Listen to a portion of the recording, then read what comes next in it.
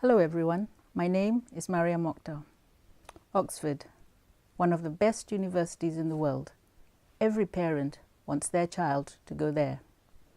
Oxford offers a world-class education, learning resources and research facilities, and the student life is great.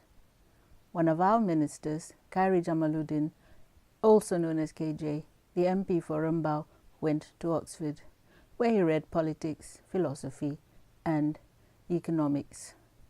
Yesterday, in a speech for GE14, he told Malaysian youths who wanted to start a family that if they wanted more money for handouts, they should have more children. Did I hear right? Handouts? Lots of children? Are Malaysian women breeding machines just to get more handouts from the government? Is that what Khairi learnt at Oxford? To depend on government handouts like BRIM and the Amanah Dana Anak Malaysia 2050 program. Did Oxford not teach students to be independent? Khairi's speech mirrors that of the Menteri Besar of Terengganu, who said in 2016 that mothers should have at least 12 children. Do the maths. If you're a Malay man and decide to have 4 wives, you will end up supporting 53 mouths, including your own, plus your mother and mothers-in-law. Who will pay for these kids, KJ? The government?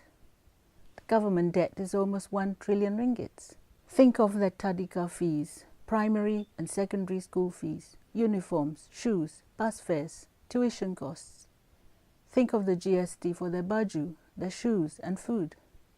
The father will have to buy a bus to transport his family. Don't insult the youth by this stupid incentive to make more babies so they can get more money. KJ, why don't you solve the mat rempit problem? Why don't you solve the baby dumping problem? The youth want jobs, not money to make babies. They want affordable housing, affordable cars, dependable public transport. When they grow old, who will provide decent health care? Did you really go to Oxford, KJ? We want quality lives for our youths, our children, and our senior citizens, not government handouts. Remember what another former UMNO Baru politician said, that when UMNO Baru men get money for projects, the first thing they do is to get a new young wife. The money that you promised the youth will not go for the new baby. It will be used for dating and getting a new wife. KJ, you should teach people to be independent, and you should go back to school and this time attempt to learn something. By the way, what happened to that investigation into the 107 million ringgits that went missing from the sports ministry? We are still waiting for your official statement. People, the power is in your hands. Vote in GE14, save and rebuild Malaysia.